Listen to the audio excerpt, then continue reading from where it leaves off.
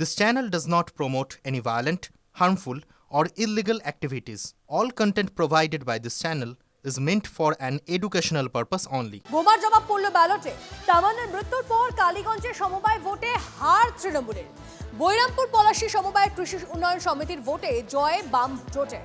9টি আসনে জয় বাম গণতান্ত্রিক প্রগতিশীল শক্তি। খাতাই খুলতে পারল না তৃণমূল। বিধানসভা উপনির্বাচনে তৃণমূলের জয়ের পর বিজয় মিছিল থেকে বোমাবাজিতে মৃত্যু হয় স্কুল ছাত্রী তামান্নার। যে কোনো এই ধরনের নৈরাজ্য অত্যাচারের ঘটনার জবাব মানুষ যখন যেখানে সুযোগ পেয়েছেন ব্যালটে দিয়েছেন। কারণ দুষ্কৃতীদের হাতে বোমা থাকে, মানুষের হাতে ব্যালট থাকে। ফলে মানুষ যেখানে যেখানে সুযোগ পেয়েছেন সেখানেই দিয়েছেন। এই যে এখানে জিতে যাই ওখানে জিতে যাই, ফলে সব অপরাধ মাফ, তৃণমূলের এই রাজনীতির বিরুদ্ধেই মানুষ কথা বলার সুযোগ পেয়েছেন। তামান্নার বাড়িতে ওই ভোটে যেটা জনপ্রতিনিধি গিয়ে হাজির হতে পারেননি, ঝন্টু আলী শেখের বাড়িতে বিজেপি নেতারা গিয়ে হাজির হতে পারেননি, কিন্তু মানুষ যখন যখন যেখানে নৈরাজ্যের বিরুদ্ধে অত্যাচারের বিরুদ্ধে সুযোগ পাচ্ছেন, বোমার জবাব ব্যালটেই দিয়েছেন, অতীতেও দিয়েছেন, বর্তমানেও দিয়েছেন, ভবিষ্যতেও ওইভাবে দেবেন। পশ্চিমবঙ্গে গণতন্ত্র আছে, সেখানে বিরোধী থাকবে। ভারতবর্ষের সংসদীয় গণতন্ত্রের শক্তি হচ্ছে বিরোধী স্বর। আমরা সবসময় বলি বিরোধী স্বরকে দমন করে দেওয়াটাই হচ্ছে গণতন্ত্রের কণ্ঠরোধ করা।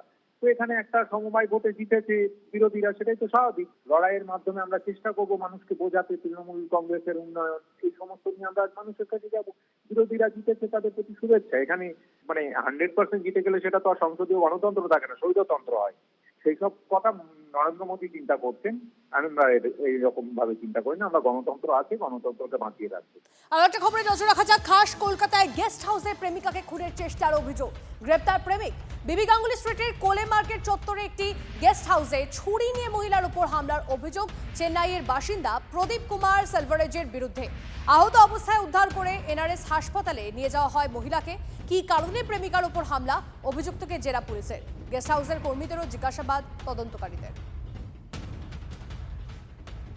খাস কলকাতায় গেস্ট হাউসের ঘরে প্রেমিকাকে ধারালো অস্ত্র দিয়ে আঘাত করে খুনের চেষ্টার অভিযোগ। আর সেই ঘটনাতে প্রেমিককে ইতিমধ্যেই গ্রেপ্তার করেছে মুচিপাড়া থানার পুলিশ। আর আমরা ঠিক যে জায়গাতে দাঁড়িয়ে রয়েছি, মুচিপাড়া থানা এলাকার 159A বিবি গাঙ্গুলি স্ট্রিটের এই যে গেস্ট হাউস দেখতে পাওয়া যাচ্ছে, পিপিএস নেস্ট, এই গেস্ট হাউসেই প্রেমিক প্রেমিকা তারা দুজনে একটি ঘর ভাড়া নিয়েছিলেন এবং এখানেই তারা থাকছিলেন। এবং যেটা পুলিশ সূত্রে জানা যাচ্ছে যে গতকাল বিকেলে পুলিশ খবর পায় এই গেস্ট হাউসের একটি ঘরে এক যুবতী সে রক্তাক্ত অবস্থায় রয়েছে এবং পুলিশ এসে তাকে উদ্ধার করে এবং এনআরএস হাসপাতালে নিয়ে যাওয়া হয় এবং সেখানেই ওই যুবতী তিনি এখন চিকিৎসাধীন অবস্থায় রয়েছে। বিগত 20 দিন আগে দীঘাতেও একসঙ্গে গিয়েছিলেন। এমনকি ওই যুবতীর কিছু নথিপত্র, আধার কার্ড বা এই ধরনের কিছু নথি ওই যুবকের কাছে ছিল বা তার প্রেমিকের কাছে ছিল এবং সেটা নিয়ে দুজনের মধ্যে ঝামেলা বা অশান্তির একটা পরিস্থিতি তৈরি হয়। ওটা ঘটনার নেপথ্যে ঠিক কী কারণ রয়েছে সেগুলো জানার চেষ্টা করছে।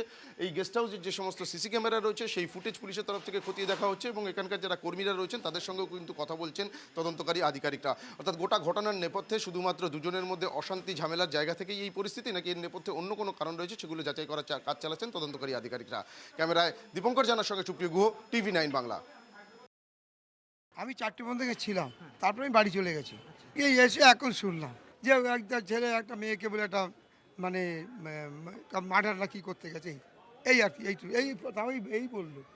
আমি গ্রাউন্ড ফ্লোরেই আমার। আচ্ছা, তাহলে এরকম একটা ঘটনা আমি স্বাভাবিক, আজ ছুটির দিন তো, কে কোথায় চলে গেছে কার সাথে কী করে বলুন। আতঙ্ক, আমি তো শুনে অবাক হয়েছি, আই এম সারপ্রাইজড।